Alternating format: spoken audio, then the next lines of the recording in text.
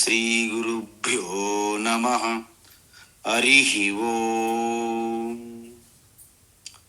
వసుదేవసుతం దేవం కంసచానూరమర్దనం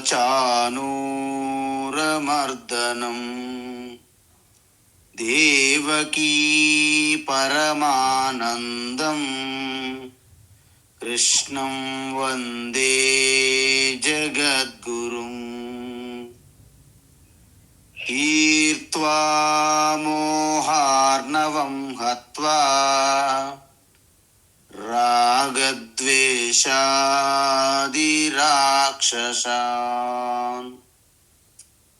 సీతా శాంతి సమాయుక్తా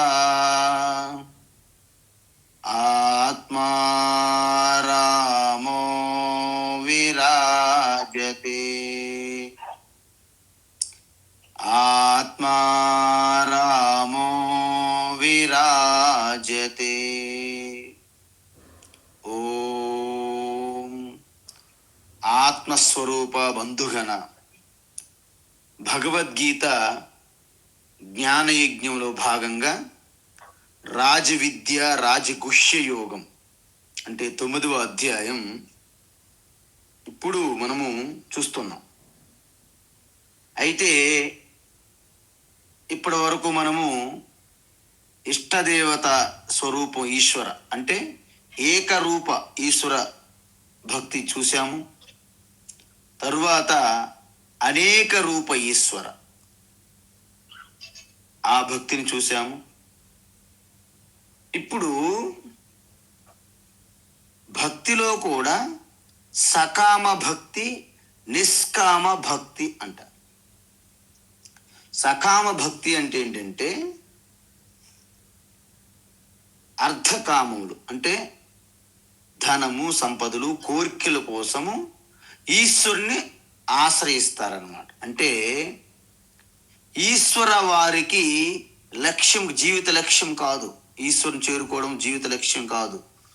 వారు కోరికలను తీర్చుకోవటం కోసము వారు ధనము పేరు ప్రతిష్టలు ఇవేవైనా పొందడానికి ఈశ్వరుని సహాయం తీసుకుంటారు.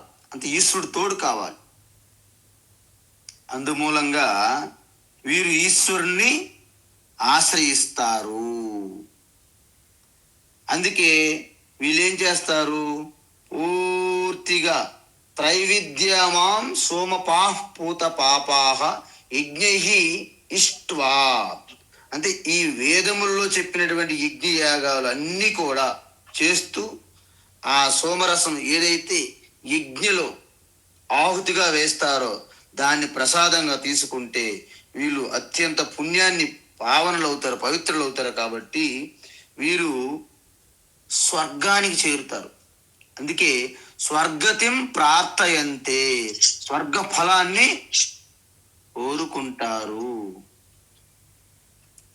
అమ్మ సరస్వతి గారు మ్యూట్లో పెడితే మంచిది. ఆ విధంగా వీరు స్వర్గం అంటే ఏదైతే ఆ ఉత్తమ లోకములు ఉన్నాయో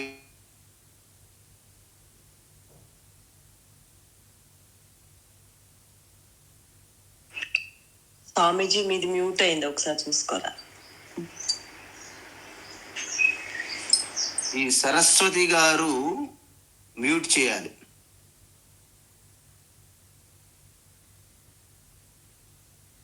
అయితే వీరు వేదములో చెప్పిన ప్రకారంగా ఈ యజ్ఞయాగాలు వారి కోరికలు తీర్చుకోవడానికి వాళ్ళు స్వర్గం పొందాలని అంటే స్వర్గ ఫలం ఏదైతే స్వర్గలోకం చేరుకోవాలని స్వర్గతి అంటే స్వర్గానికి వెళ్ళాలని బలంగా కోరుకుంటారన్నమాట వీరు.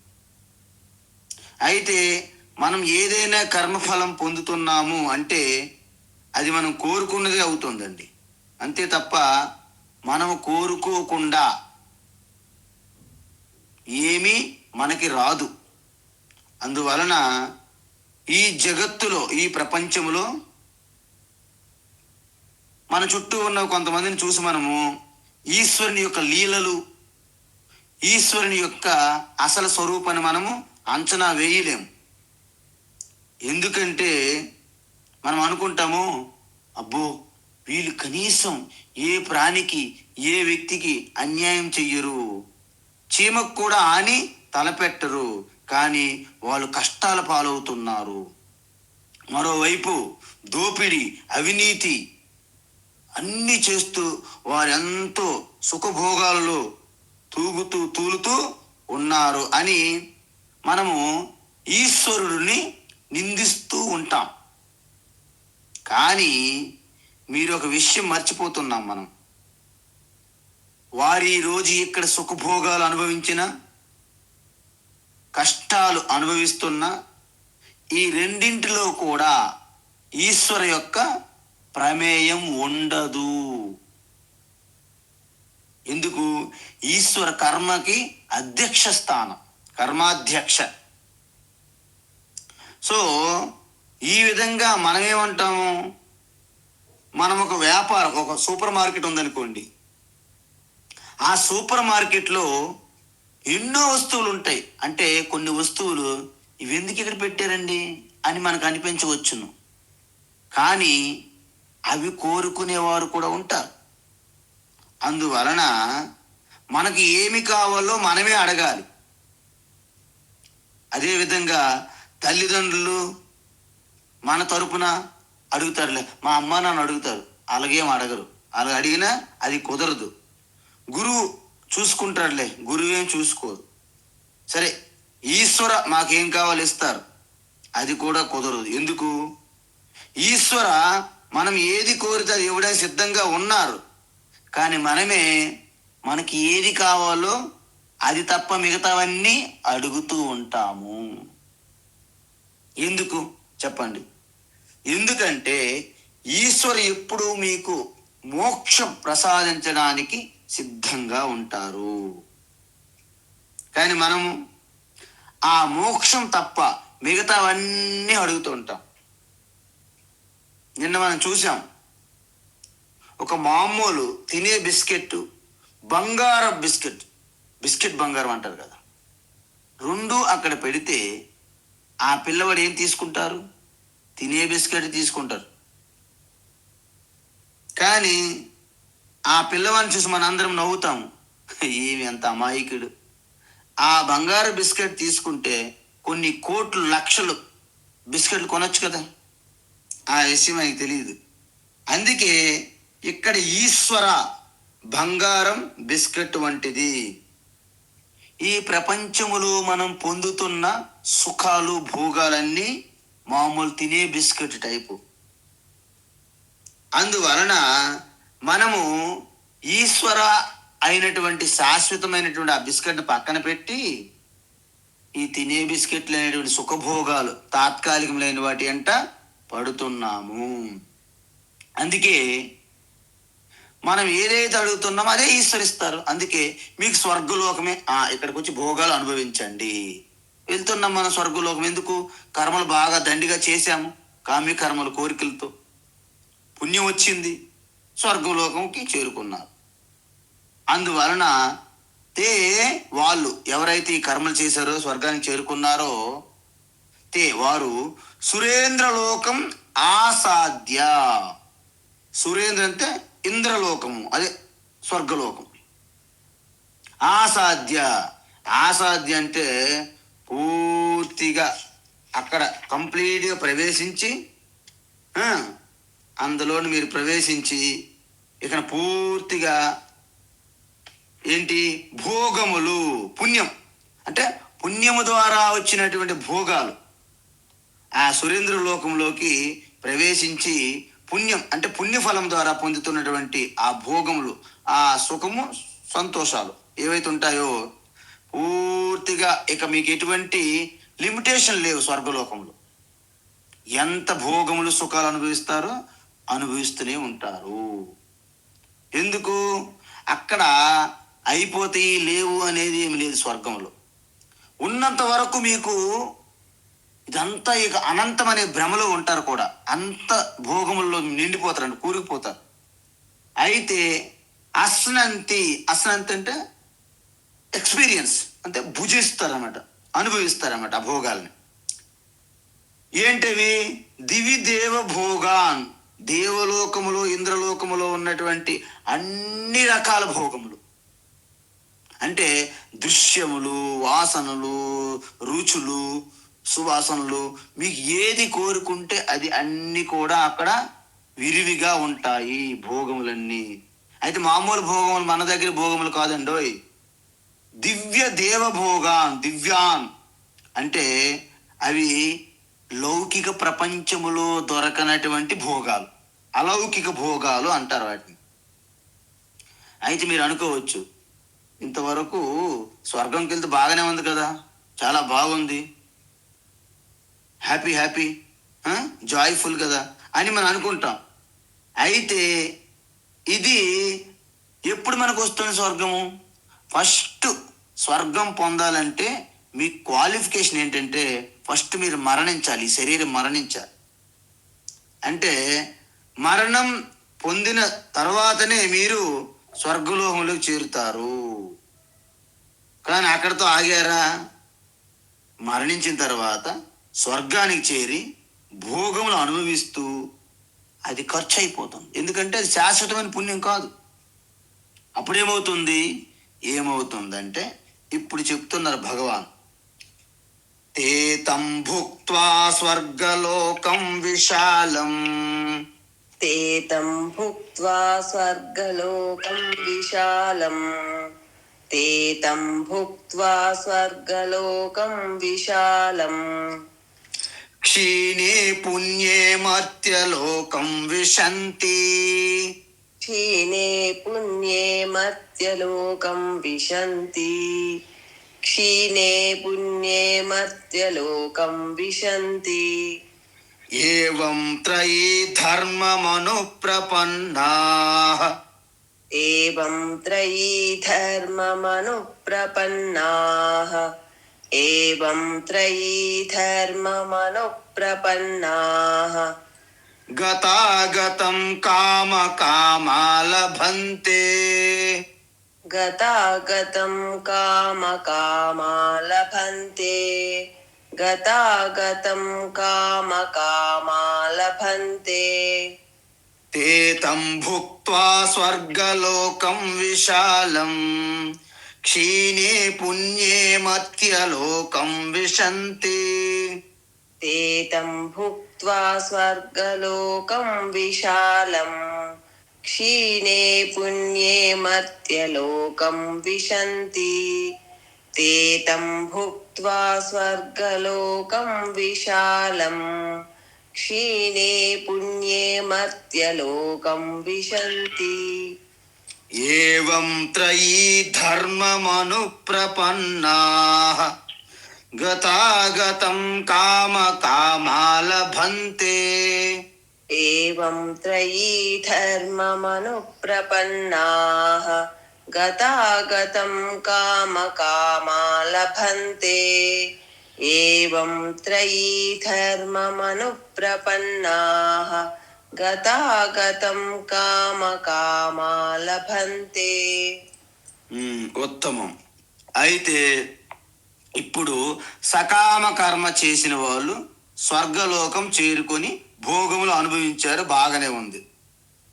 అయితే అది కూడా కొన్ని సంవత్సరాలు మాత్రమే. ఎందుకు అంటే మనం అనుకున్నటువంటి ఈ 60, 70, 80 సంవత్సరాలు కాదండోయ్, దీనికంటే చాలా ఎక్కువ సమయం. అయినప్పటికీ అది కూడా ఖర్చు అయిపోతుంది. అది కూడా అంటే పూర్తి శాశ్వతం కాదు. అంటే ఇప్పుడు మనం ఇక్కడ 100 సంవత్సరాలు అనుకున్నాం అనుకోండి ఆయుష్, అక్కడ కొన్ని వందలు లేకపోతే 1000 సంవత్సరాలు, కానీ అప్పటికైనా మళ్ళీ తిరిగి రావాల్సిందేగా. అందువలన తేతం భుక్త్వా స్వర్గలోకం, వారు స్వర్గలోక ఫలాలు అనుభవిస్తారు. అంటే అన్ని సుఖాలు, భోగములు, వారికి కావలసినవన్నీ, సిద్ధులు, మహిమలు వాళ్ళు ఇలా సంకల్పం చేశారనుకోండి, ఎక్స్క్యూజ్ మీ అన్నారంటే మీకేం కావాలంటే ఆ డ్యామ్సెల్స్, అప్సరసలు తీసుకొచ్చి చూడండి. మనం ఎంత ఫ్లైట్ టికెట్లు చూడండి, బిజినెస్ క్లాస్ ఒకటి పెడితే వాళ్ళు thank you sir, welcome welcome, have you need anything else అని మన వెంట తిరుగుతూ ఉంటారన్నమాట, అలా అన్ని పట్టుకొని. ఒక్కసారి ఇలా విజిలేస్తే టక్క ముగ్గురు దిగుతారన్నమాట అప్సరసలు. ఆ విధంగా స్వర్గలోకం అనేది కేవలం మీరు ఏదో ఈ స్వెట్ అండ్ టాయిల్, ఈ చెమట పట్టి ఏదో అలాగా కష్టపడి సంపాదన పని లేదు, కేవలం అనుభవించడమే స్వర్గలోకం. అందువలన విశాలమండి స్వర్గలోకం అంటే ఏదో మనకి మన ప్యాలెస్, మన బంగ్లా మన చుట్టూ ఉండటం అని కాదు. స్వర్గలోకం విశాలం అంటే ఒక్కొక్కరికి ఓ పెద్ద ఇంద్రభవనం చంద్రభవనం లాగా ఉంటాయి అన్నమాట. అయితే ఇంతవరకు సకామ భక్తి యొక్క సానుకూలం అంటే బాగున్నాయి, ఆ గొప్పతనము, భోగములు ఇవన్నీ పొగిడాం అంతే కదా. కానీ మనం ఒక్కటి గమనించాలి, గులాబీ పువ్వు బాగానే ఉందని ఇలా చేయి పెడితే దాని వెనుకున్నటువంటి ఆ ముళ్ళు మన గుచ్చుకుంటుంది. అంటే బయటికి కనిపిస్తున్న గులాబీ పువ్వును మాత్రమే మీరు చూస్తున్నారు, దాని ప్రక్కనే ఉన్నటువంటి ముళ్ళును కూడా గమనించవలసి ఉంటుంది. అందుకే ముళ్ళుని ఇప్పుడు వివరిస్తున్నారు. ఎందుకు? ఇంతవరకు గులాబీ పువ్వును చూసాం మనం, ఇప్పుడు దాని కింద ఉన్నటువంటి ముళ్ళును కూడా చూడాలి. ఏంటది? స్వర్గలోక ఫలం ఉచితంగా మీకు ఎవరు గిఫ్ట్గా ఇవ్వలేదు. ఎందుకు? మీరు అనేక పుణ్య కార్యక్రమాలు, కామ్య కర్మలు చేసి చేసి ఆ పుణ్యము ద్వారా సంపాదించుకున్నటువంటి ఆ పుణ్యఫలమే ఈరోజు స్వర్గ భోగము. చూడండి, మనము రూపాయి రూపాయి రూపాయి రూపాయి అలా సంపాదించుకుంటూ ఏదో పెద్ద మొత్తంలో ఈ రూపాయి డబ్బు సంపాదించి దాన్ని డాలర్లో కన్వర్ట్ చేసి అప్పుడు బిజినెస్ వేసో ఏదో ట్రావెలర్ వేసో అప్లై చేసి అమెరికా, దుబాయ్ లాంటి దేశాలు వెళ్ళి అక్కడ భోగములు అనుభవించి అవన్నీ అయిపోయిన తర్వాత వెంటనే మనం ఏం చేస్తాము? మళ్ళీ ఇండియాకి, భారత్కి తిరిగి వస్తాము. అదే విధంగా సేమ్ ఇక్కడ ఈ సకామ భక్తులు అంటే ఈశ్వరుని యొక్క యథార్థతత్వం తెలియని అజ్ఞానులు అని అర్థం. అందువలన కర్మ వలన ఎటువంటి కర్మ? సోమయాగము, వాజపేయి యాగము, అనేక రకమైనటువంటి యజ్ఞ యాగాలు చేశారు. అయితే ఈ కర్మల వలన పొందిన ఫలం కూడా తక్కువగానే ఉంటుంది. పైగా చాలా బాధాకరం ఏంటంటే స్వర్గలోకములో పుణ్యం మాత్రమే ఖర్చు అవుతుందండి. అంటే కొత్తగా మీరు ఎటువంటి పుణ్యము కానీ పాపము కానీ స్వర్గలోకములో సంపాదించలేరు. ఇది ఒక కొత్త విషయం ఈరోజు అందరికీ చెప్తున్నారు కృష్ణ పరమాత్మ. మీరు తెలుసుకోవాలి ఏంటంటే స్వర్గంలోకి వెళ్ళేవారు కేవలము పుణ్యం ఖర్చు అవుతుంది. అంటే మీరు పాపాన్ని కానీ పుణ్యాన్ని కానీ అక్కడ మీరు సంపాదించడం కుదరదు, కేవలం పుణ్యం ఖర్చు అవుతుందంటే. అందువలన మనం ఏం చేస్తాము? అమెరికాకి కొంతమంది వెళ్తారు, అక్కడ వెళ్ళే వాళ్ళు రెండు రకాలుగా ఉంటారు. అంటే ఇక్కడ డబ్బులు తీసుకుని వెళ్ళి అక్కడ చదువుకొని ఉద్యోగం ఏదైనా సంపాదించి సెటిల్ అవ్వాలని అది వేరే విషయం. కొంతమంది కేవలం డబ్బులు పట్టుకుని వెళ్ళి అవి ఖర్చు పెట్టడానికి వెళ్తారు, ఇంకొక రకం. అంటే ఇక్కడ రెండు రకాలు ఉన్నాయి.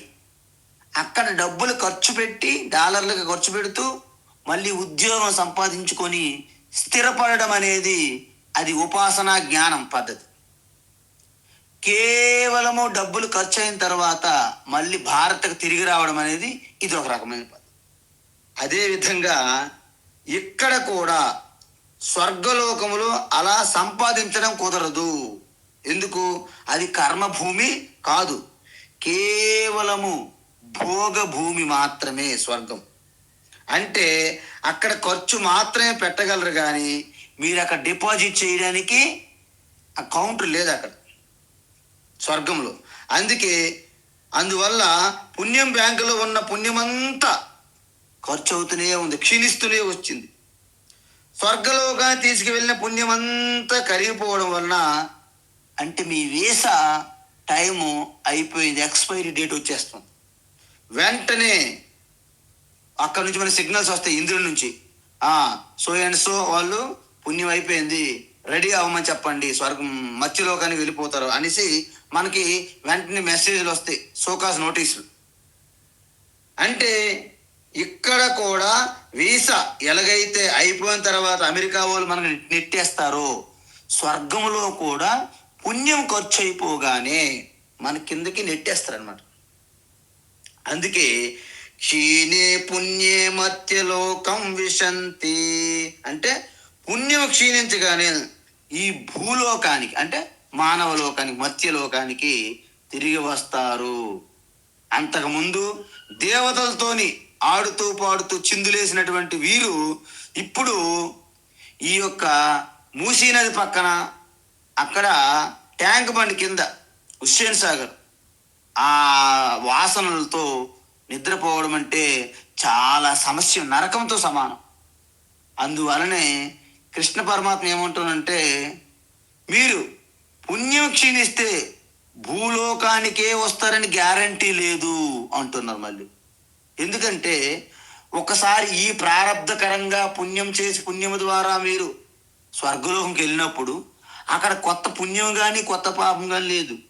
కానీ తరువాత మీరు కిందకు వచ్చేటప్పుడు మళ్ళీ మనిషిగా పుడతారని గ్యారంటీ లేదు.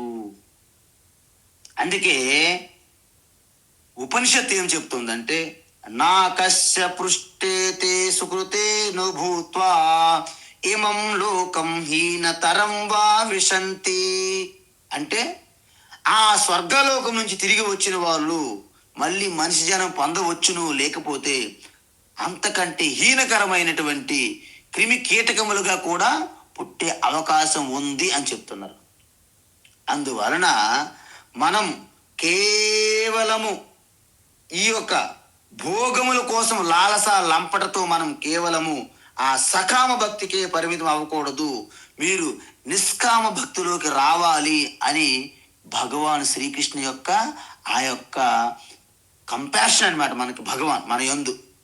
అందువలన మనం ఏమంటామంటే చాలా ఇప్పుడు ఈ కర్మ ఎలాంటిదంటే ఇది ఒక మైకం అండి. అంటే పేకాట ఆడేవాడు, తర్వాత ఈ లిక్కరు ఈ మందు లిక్కరు తాగేవారు ఎలాగైతే దానికి బానిసగా అయిపోయి ఆ మైకంలో పడిపోయి అన్నీ మర్చిపోతారో, అదే విధంగా చూడండి మనకి చాలా ఇక్కడ చిన్న చిన్న పనులు చేసిన వాళ్ళు ఉంటారు. మనం ఏదో కష్టపడి చేసిన డబ్బులు ఇస్తే ఆ డబ్బులు ఇస్తే తాగేసి అలాగా తాగి మొత్తం అదొక మత్తులో ఉంటాడు. అంటే నేనే ఇంద్రుణ్ణి చంద్రుని అనే ఒక మైకంలో తిరుగుతాడు అన్నమాట. అది అయిపోయాక మళ్ళీ రోడ్డు మీద వెళ్ళే బెగ్గరలాగే జీవిస్తాడు, మళ్ళీ డబ్బులు సంపాదిస్తాడు, మళ్ళీ తాగుతాడు. ఇది ఎలాంటిదంటే ఈ స్వర్గంకి వెళ్ళడము, పుణ్యం ఖర్చు అవ్వడం, మళ్ళీ కిందకి రావడం, మళ్ళీ కర్మలు చేయడం, మళ్ళీ పుణ్యం సంపాదించడం, మళ్ళీ స్వర్గంకి వెళ్ళడం. చూసారా, అలాంటి పరిస్థితి అనమాట. అందువలన పునరపి జననం పునరపి మరణం అనే ఈ సైకిల్ అనేది తప్పదు.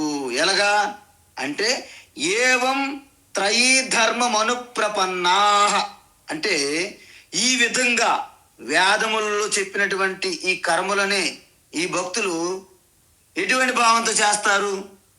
ఎటువంటి భావంతో చేస్తారంటే కామకామా కేవలము ఈ విషయములు భోగములు పొందాలని కోరికలతో చేస్తారు.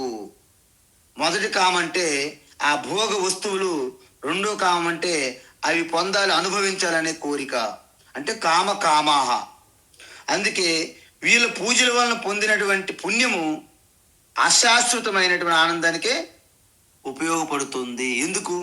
వీళ్ళు సకామంగా చేశారు. అందువలన వీళ్ళు ఈశ్వరుని యొక్క స్వరూపాన్ని పూర్తిగా తెలుసుకోలేదు. అంటే ఈశ్వరుని యొక్క అంశకి చేస్తున్నారు చెప్పాలంటే. ఆ వచ్చిన పుణ్యం కూడా అల్పమే, ఆ భోగాలు కూడా క్షణికమే. అందువలన గతాగతం లభంతే అంటే ఏంటి? స్వర్గానికి వెళ్ళడము, పుణ్యము వలన వచ్చిన భోగాలు అనుభవించడము, అవి ఖర్చు అయిపోయిన తర్వాత మళ్ళీ తిరిగి రావడము. ఇదంతా అప్ అండ్ డౌన్ జర్నీస్ అనమాట వీళ్ళకి. గతాగతం లభంతే. సో మధ్య మధ్యలో భూలోకానికి రావడం, ఎందుకంటే పూర్తిగా ఒక మధ్యలోకము తప్ప మిగతా లోకములన్నీ భోగ భూములే. ఇక్కడ భోగభూములు అంటే మీరు రెండు గమనించాలి. అంటే ఈ సుఖాలు అనుభవించేవి స్వర్గాది లోకాలు అయితే, దుఃఖం అనుభవించేది నరకాది లోకాలు అంటారు. అందువలన ఆ లోకాలలో పుణ్యము కానీ పాపకర్మ కానీ చేయడానికి వీలవదు. ఎందుకు? అక్కడ పొందడానికి వీలవదు. మీరు అనుభవిస్తారు, కానీ మీరు స్వర్గాది లోకములో పుణ్యం సంపాదించలేరు, నరకాది లోకములో మీకు ఆ పాపం కూడా మీ అకౌంట్లో యాడ్ అవ్వదు. మరి ఏం చేస్తారు?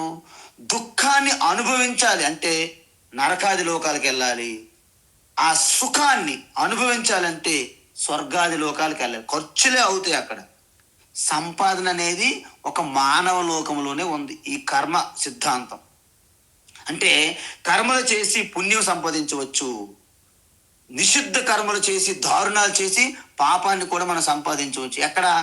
ఈ భూమి మీద, ఈ మానవ లోకంలో. అందువలనే ఈ విషయం చాలా మందికి తెలియదు. అధోలోకాలు అంటే అంటే నరకాది లోకాలలో కేవలం పాపమే ఖర్చు అవుతుంది, కొత్తగా పుణ్యం కానీ పాపం కానీ మీకు రాదు. అదేవిధంగా స్వర్గాది లోకాల్లో మీకు కేవలం పుణ్యమే ఖర్చు అవుతుంది, పాపం కానీ పుణ్యం కానీ మీకు కొత్తగా ఏమీ రావు. దీన్ని పూర్తి ఒక జీవి యొక్క ఆటోబయోగ్రఫీ అంటారు. అంటే ఒక జీవి యొక్క తన ఆటోబయోగ్రఫీ అన్నమాట. అందువలన దీని నుండి మనము ఎలా బయటపడాలి అంటే సకామ భక్తి నుండి నిష్కామ భక్తిలోకి మనము ప్రవేశించాలి. అయితే ఇంతకీ నిష్కామ భక్తి అంటే ఏంటి? ఇంతకు ముందు చెప్పారు, కానీ ఇప్పుడు మరింత వివరంగా చెప్తున్నారన్నమాట. అనన్యాశ్చింతయంతో మాం అనన్యాశ్చింతయంతో మాం అనన్యాశ్చింతయంతో మాం ఏ జనాః పర్యుపాసతే ఏ జనాః పర్యుపాసతే ఏ జనాః పర్యుపాసతే తేషాం నిత్యాభియుక్తానాం తేషాం నిత్యాభియుక్తానాం తేషాం నిత్యాభియుక్తానాం యోగక్షేమం వహామ్యహం యోగక్షేమం వహామ్యహం యోగక్షేమం వహామ్యహం అనన్యాశ్చింతయంతో మాం ఏ జనాః పర్యుపాసతే అనన్యాశ్చింతయంతో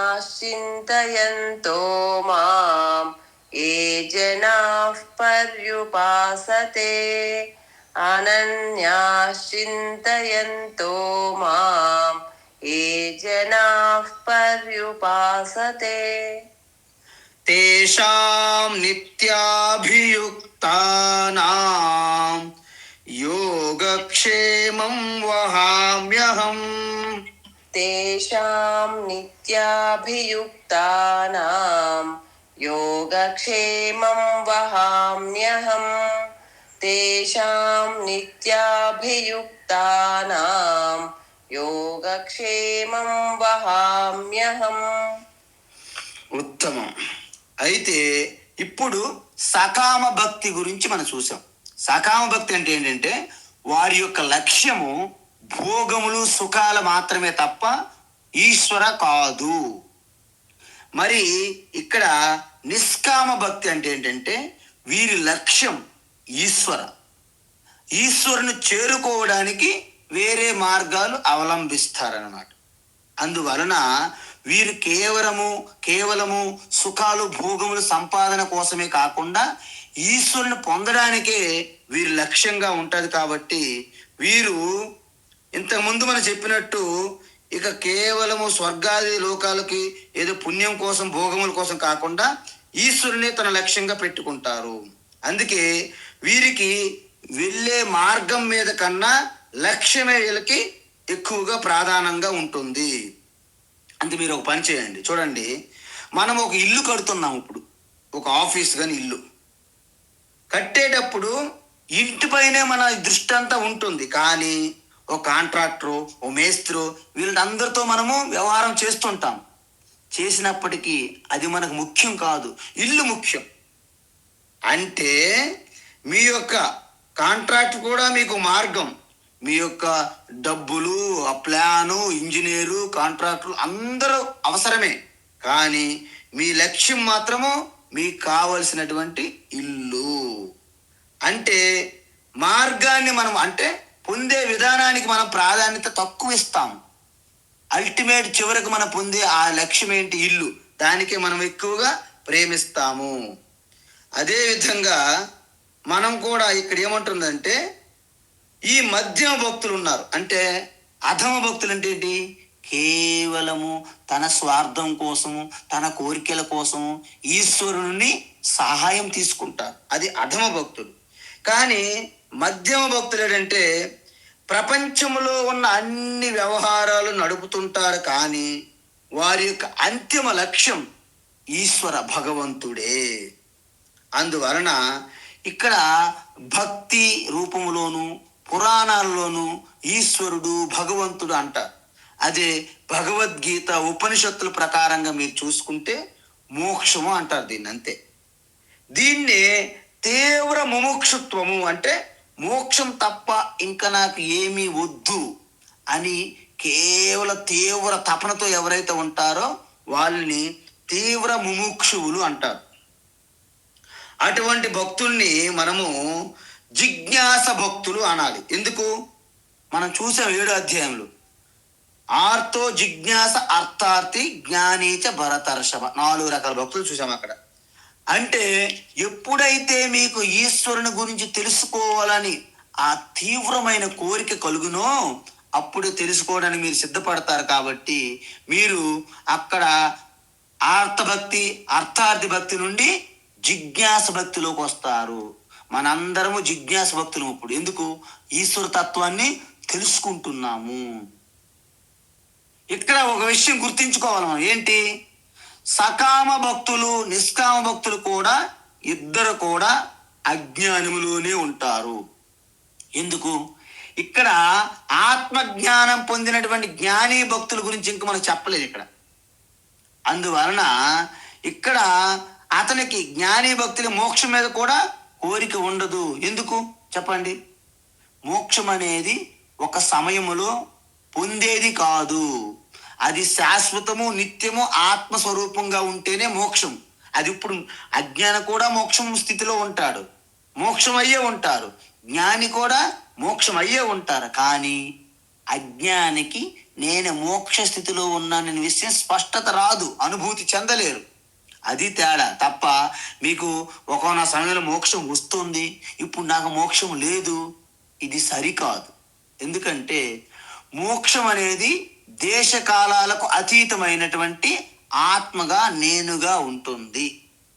అందువలన ఇక్కడ మోక్షం అనేది జ్ఞానికి పొందేది కాదు, ఆల్రెడీ ఉన్నదే. అందువలన పరిమితి ఉన్న ధర్మార్థ కామాల మీద అతనికి శ్రద్ధ ఉండదు. ఎవరికి? జ్ఞానికి. అందువల్ల వీళ్ళిద్దరు రింగు పోటీల్లో జ్ఞాని రారు. మనము ఇది ఆల్రెడీ 3వ అధ్యాయంలో చూసాం, 2వ అధ్యాయంలో చూసాం. నైవ తస్య కృతే నార్థః నా కృతే నేహ కశ్చన నాస్య సర్వభూతేషు కశ్చిదర్థవ్యపాశ్రయః. చూసారా? జ్ఞాని తను చేస్తే ఏదైనా పొందాలని కానీ, తను చేయకపోతే ఏమైనా కోల్పోతానని కానీ లేదు. అందువలన జ్ఞాని భక్తులకి కోరికలు అనేవి అస్సలు అక్కరే లేదు, అవసరం లేదు అని. అందువలన జ్ఞాని అజ్ఞాని అయిన వాళ్ళే నిష్కామ భక్తుని గురించి కూడా చూస్తున్నాం ఇక్కడ. అంటే ఏంటి? వాళ్ళు ఏమంటారంటే నిష్కామ భక్తులు కూడా కోరిక ఉంటుంది. ఎలాంటి కోరిక? అది ఈశ్వర తప్ప నాకు ఏమీ వద్దు అనే కోరిక ఉంటుంది. మీరు అర్థం చేసుకున్నారా? అంటే ఈశ్వర నాకంటే వేరుగా ఉన్నారు, ఈ ప్రపంచమంతా సృష్టికర్త ప్రభువు, ఆయన నాకు కావాలి తప్ప, ఆయన తప్ప ఏమీ నాకు అవసరం లేదని పట్టుకుంటారు. వారిని ఇక్కడ నిష్కామ భక్తులు అంటారు. అందుకే మనకి ముకుందమాలలో చూసాం ఇంతకుముందు, ప్రాణ ప్రయాణ సమయే కపవాత పిత్తై కంఠావరోధన విధౌ స్మరణం కుతస్తే. పోయిన సమయంలో నేను గుర్తుంచుకోలేను, ఇప్పుడే నాకు దర్శనం ఇవ్వు అంటాడు అనమాట ఆయన. అందుకే నాస్తా ధర్మేణ వసునిచయే నైవ కామోపభోగే భవ్యం భవతు భగవాన్ పూర్వకర్మానురూపం ఏతత్ ప్రార్థ్యం మమ బహుమతం జన్మ జన్మాంతరేపి త్వత్పాదాంబోరుహయుగగత నిశ్చలా భక్తిరస్తు. నాకు ధర్మము, అర్థము, పుణ్యపాపాలు, ఈ భోగ భాగ్యాల మీద నాకు కోరిక లేదు. ఏ భగవాన్, నాకు కర్మఫలంగా నాకు డబ్బులు వచ్చినా సుఖాలు వచ్చినా రాకపోయినా పర్వాలేదు, నేను మాత్రం నిన్ను కోరేది ఏదైనా ఉంటే అది నువ్వే నాకు కావాలి, పూర్తిగా నీవు తప్ప నాకు ఏమి వద్దు అని కోరుకుంటారు నిష్కామ భక్తులు. అందువలన నిష్కామ భక్తిలో తక్కిన లక్ష్యాలని నిర్లక్ష్యం చెయ్యరు. ఎలా? మనం ఇల్లు కావాలనేది మన లక్ష్యం. కాంట్రాక్టర్లు, ఉద్యోగాలని, ప్లాన్ ఇంజనీర్ని, మేస్త్రుల్ని మనము పట్టించుకోకుండా పట్టించుకుంటాం, కానీ మన లక్ష్యం ఆ వాళ్ళు కాదు. అలాగా అదేవిధంగా మనం ప్రయాణిస్తుంటాం, ఎయిర్పోర్ట్లో కానీ రైల్వే స్టేషన్లో కానీ మధ్య మధ్య స్టేషన్లో దిగుతాం, ఏవేమి తీసుకుంటాం, కానీ మన దృష్టి ఫ్లైటు, ట్రైను వెళ్ళిపోతుందా, టైమింగ్స్ అవే మనకు ఉంటాయి దృష్టి. వ్యవహారం చేస్తుంటాం ఆ మాదిరిగా. అందువలన ఇక్కడ ఎన్నెన్నో ప్రయత్నాలు చేస్తారు, కానీ ఇక్కడ ఒకటి మాత్రం మనం గమనించుకోవాలి. మనము ఎన్నో సంవత్సరాల నుంచి ప్రయత్నం చేసి చేసి చివరికి మన బాబుది కానీ మన పాపది కానీ పెళ్ళి నిశ్చయమైంది. అయితే ఆ పెళ్ళికి కావలసినటువంటి అన్ని ఏర్పాట్లు మీరు బిజీగా చూస్తుంటారు, కానీ మీ దృష్టి మాత్రము ఆఖరి రోజు పెళ్ళైన ఆ విషయం మీదే ఉంటుంది తప్ప మిగతావన్నీ పెద్దగా పట్టించుకో. అదేవిధంగా మిగతా విషయాలని మామూలు వ్యవహారం చేస్తున్నప్పటికీ మీ యొక్క లక్ష్యం మీద ఏదైతే దృష్టి ఉంటుందో వారిని అనన్య భక్తి అంటారు. ఏ భక్తి అది? అనన్య భక్తి. అనన్యాహ అంటే వేరే లక్ష్యం కాకుండా మీ పరమ లక్ష్యమే నిరంతరం చింతనతో ఉన్న వారిని అనన్య భక్తి అంటారు. ఈ విధంగా ఎవరైతే నన్ను అంటే భగవాన్ శ్రీకృష్ణుని, ఇక్కడ భగవాన్ శ్రీకృష్ణ అంటే రూపంగా ఉన్న శ్రీకృష్ణ కాదు, పదే పదే పదే పదే చెప్తున్నాం ఇక్కడ మనం. ఇక్కడ భగవాన్ శ్రీకృష్ణ అంటే నిర్గుణ్ నిరాకార అల్టిమేట్ పరమాత్మ. అంటే ఇక్కడ శ్రీకృష్ణ తప్ప మిగతా ఏ దేవి దేవతల పేర్లు మీరు చెప్పుకున్నా ఇప్పుడు ఇక్కడ భగవద్గీతలో వాళ్ళందరూ కూడా ఈ పరమాత్మ తర్వాతే కింది స్థాయి దేవీ దేవతలుగానే ఉంటారు. ఎందుకు? అల్టిమేట్ శుద్ధ బ్రహ్మ పరాత్పర రామతత్వంగా ఉన్నటువంటి కృష్ణ పరమాత్మ అల్టిమేట్. మీకు డౌట్ రావచ్చు, మీరు కృష్ణ భక్తులు కాబట్టి కృష్ణ గురించి చెప్తున్నారు, మేము శివభక్తులం కాబట్టి మాకెలాగా? అక్కడేమవుతుందంటే ఈ శ్రీకృష్ణ పరమాత్మ స్థానములో శివ అల్టిమేట్ పరమాత్మగా ఉంటారు. మిగతా దేవీ దేవతలు అందరూ తక్కువ శక్తి సిద్ధులు మహిమలుగా ఉన్నట్టే ఉంటారు. అందువలన ఇక్కడ పరమాత్మ అంటే కృష్ణ పరమాత్మని తప్ప మిగతావన్నీ విడిచిపెట్టి కేవలం కృష్ణ పరమాత్మనే ఎవరైతే చింతిస్తారో పూజిస్తారో వారే అనన్య భక్తులు. మరి అలా జరిగితే ఏమిటి లాభము? ఇక్కడ 1-2 లాభాలు ఉన్నాయి. మన జీవితాంతము 2 పనులు చేస్తుంటామాట. ఇక్కడ భగవాన్ శ్రీకృష్ణ చెప్పారు ఏంటి? మన దగ్గర లేని వాటిని సంపాదించడానికి కోసం మనము కష్టపడుతూ ఉంటాము. అంటే అప్రాప్తస్య ప్రాప్తి అంటే లేని దాన్ని పొందడము యోగము అంటారు. ఇక్కడ లేని దాన్ని పొందడాన్ని యోగము అంటారు. మరి క్షేమం అంటే ఏంటి? పొందిన దానిని రక్షించుకోవడము చాలా పెద్ద తలనొప్పి. అంటే దానిని క్షేమము అంటారు. అంటే ప్రాప్తస్య రక్షణం. ఇప్పుడు చూడండి, మీకు సంపాదించి రక్షించుకోవడము, ఈ రెండింటికే సమయం వెచ్చిస్తాం. మన శక్తి, మన ఎనర్జీ, మన యొక్క సమయాన్ని. ఈ 2 పనులు కాంట్రాక్ట్ నేను తీసుకుంటున్నా అంటున్నాడు భగవాన్. ఇంక మీకేం పని? మీకేం పని లేదు, ఈశ్వర చింతన చేయండి కంప్లీట్గా. అందువలన ఈ విధంగా భగవాన్ ఏమంటున్నాడంటే, పూర్తి స్థాయిలో నా యందు చింతనతో ఉంటూ మీరు ఏ కార్యక్రమం చేసుకున్నా అల్టిమేట్ మాత్రం ఏక చింతన అయి ఉండాలి, అనన్య చింతన అయి ఉండాలి. అప్పుడు మీ యొక్క యోగక్షేమాలు సాక్షాత్ నేను తీసుకుంటాను, మీకు సాయం చేయడం కాదు, ఆయన తీసుకుంటాను మొత్తం అని చెప్పారు. అయితే ఈ విషయం కొంతమంది పండితులకి రుచించదు. ఇది జరిగినటువంటి సంఘటన ఇన్ పూరి జగన్నాథ్లో. ఒక జగన్నాథ మిశ్ర అనే ఒక అతను చాలా పండితుడు, గొప్ప మేధావి పండితుడు అన్నమాట. ఆయన ఈ శ్లోకం చూశారు. ఏంటి? యోగక్షేమం వహామి అహం వాహామి. వహామి అంటే నేను స్వయంగా మోస్తాను అని అర్థం, నేను తీసుకుంటాను. జగన్నాథ మిశ్ర నమ్మలేదు. ఏంటంటే భగవాన్ మనకి ఆశీర్వాదము కృప ద్వారా మనకి సాయం అందించవచ్చును, కానీ మన యోగక్షేమాలు ఆయన ఎలా తీసుకోగలరు? తీసుకోలేరు. అందువలన అక్కడ జగన్నాథ్ మిశ్ర గారు ఏం చేశారంటే, ఆయన వ్యాఖ్య రాస్తున్నప్పుడు తన పెన్నతో యోగక్షేమ వహామి అనే ప్లేసులో దదామి అని పెట్టాడు ఆయన. అంటే ఏమవుతుంది ఇప్పుడు? తేషాం నిత్యాభియుక్తానాం యోగక్షేమం దదామ్యహం దదామ్యహం దదామి అహం దదామి దదామ్యహం. ఇక్కడ ఒరిజినల్గా ఏం చెప్పారు భగవాన్ శ్రీకృష్ణ? వహామి. జగన్నాథ్ మిశ్ర దదామి అని పెట్టాడు. అయితే ఎప్పుడైతే భగవద్గీతలో ఈ వాక్యాన్ని పెన్నతో ఈయన గీశారో ఇలాగ రాత మీద, అదే రోజు ఆయన వేరే ప్రాంతానికి ప్రవచనం ఇవ్వడానికి వెళ్ళారు. కొంచెం ఆలస్యమైనది. ఇంటికి రేషను పప్పులు అన్ని కావాలి, పండ్లు కూరగాయలు. ఆయన రావడం లేట్ అని చెప్పి ఇంటి దగ్గర తన యొక్క ధర్మపత్ని అమ్మగారు ఎదురు చూస్తున్నారు.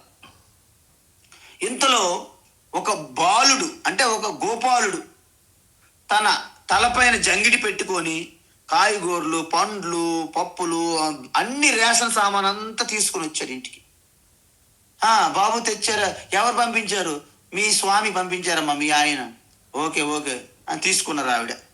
తీసుకున్న తర్వాత తన నుదిటి పైన రక్తం ఇలా వస్తుందంట. అలాగా ఒక ఇనుము, ఒక బ్లేడు, ఒక తీగ, బైండ్ వైర్ తీగతో ఇలాగా గీసినట్టుగా అనిపించి రక్తం చిమ్ముతుందన్నమాట. అమ్మగారు అడిగారు, ఎవరు బాబు ఇంత ఘోరంగా నీకు ఇలా చేశారన్నారు. ఇంకెవరమ్మా? మీ ఆయనే అన్నాడు ఆయన, ఆ బాలుడు. అసలు చూడముచ్చటగా ఉన్నటువంటి ఆ బాలుడు, ఆయన చేసినటువంటి సేవ, ఇవన్నీ తీసుకుని వచ్చారు కదా. నిన్ను ఇంత కఠినంగా చేశారా మా ఆయన? అవునమ్మా అని అక్కడ అవన్నీ అందించేసి ఆ బాలుడు అక్కడి నుంచి అదృశ్యం అయిపోయారు.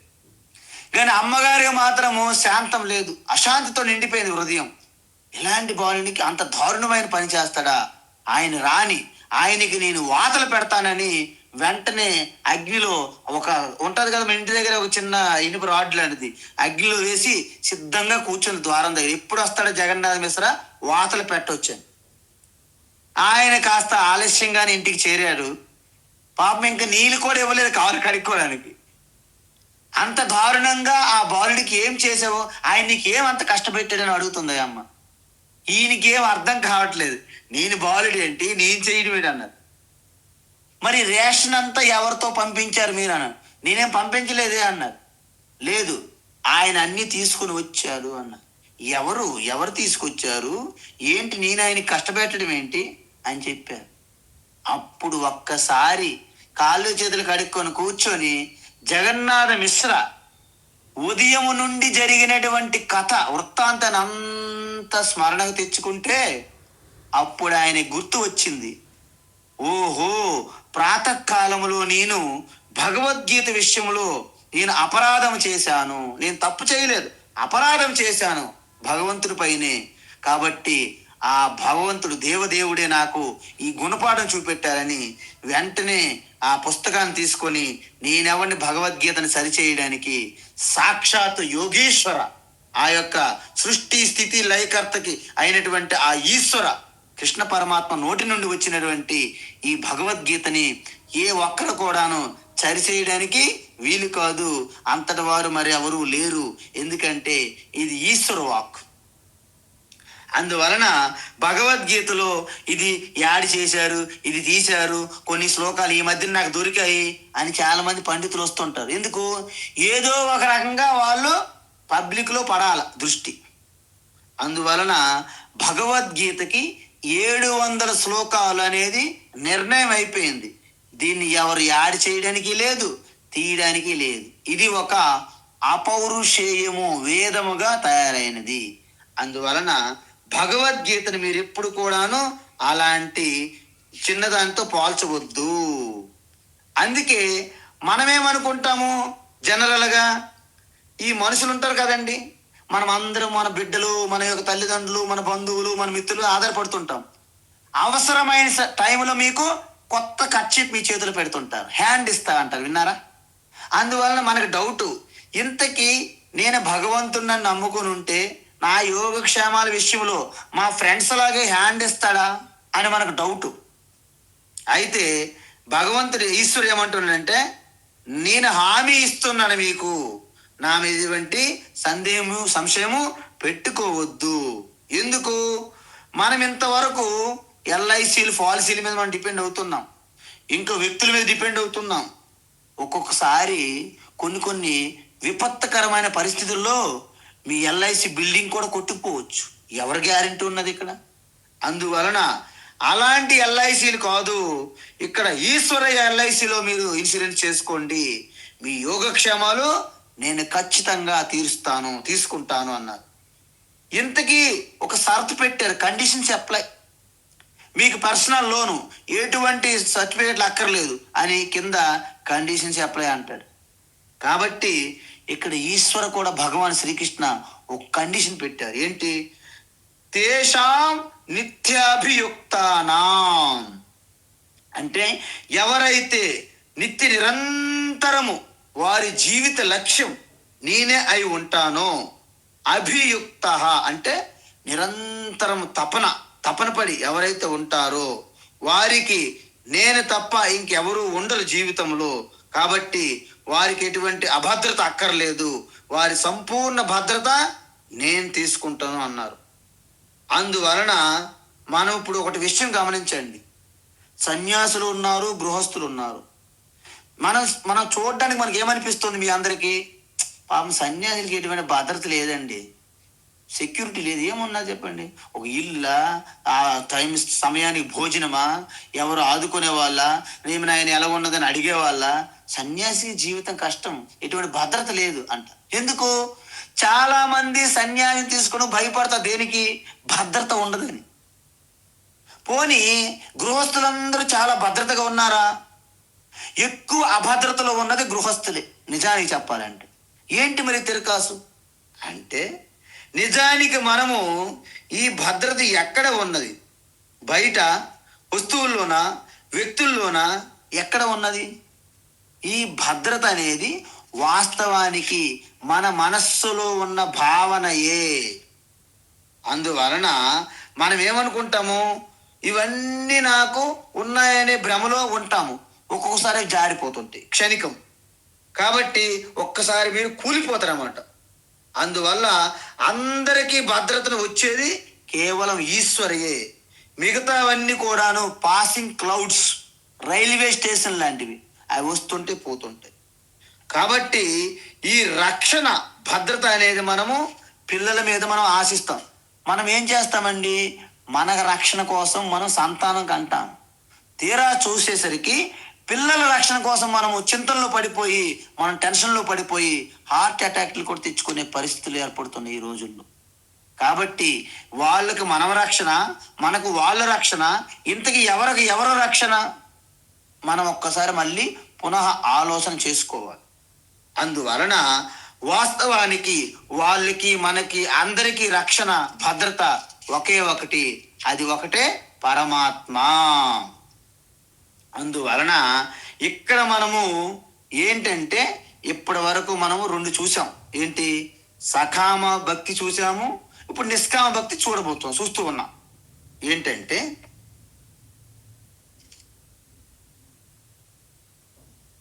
ఏప్యన్యదేవతా భక్తాః येऽप्यन्यदेवता भक्ताः येऽप्यन्यदेवता भक्ताः యజంతే శ్రద్ధయాన్వితాః यजन्ते श्रद्धयान्विताः यजन्ते श्रद्धयान्विताः తేపి మామేవ కౌంతేయ तेऽपि मामेव कौन्तेय तेऽपि मामेव कौन्तेय యజంత్య విధిపూర్వకం यजन्त्यविधिपूर्वकम् यजन्त्यविधिपूर्वकम् ఏప్యన్యదేవతా భక్తాః యజంతే శ్రద్ధయాన్వితాః येऽप्यन्यदेवता भक्ताः यजन्ते श्रद्धयान्विताः येऽप्यन्यदेवता भक्ताः यजन्ते श्रद्धयान्विताः తేపి మామేవ కౌంతేయ యజంత్య విధిపూర్వకం तेऽपि मामेव कौन्तेय यजन्त्यविधिपूर्वकम् तेऽपि मामेव कौन्तेय यजन्त्यविधिपूर्वकम् ఉత్తమం. అయితే ఇక్కడ విషయం ఏంటంటే నేను మీకు మళ్ళా చెప్తున్నాను, ఇక్కడ భగవాన్ శ్రీకృష్ణ అల్టిమేట్ పరమాత్మ అంటే కేవలము సగుణ రూప శ్రీకృష్ణగానే మీరు చూసుకోకూడదు. అల్టిమేట్ పరబ్రహ్మ స్వరూపంగా కృష్ణ పరమాత్మ చూసుకుంటే మిగతా ఏ దేవి దేవతలైనా అన్య దేవతలుగానే అవుతారు.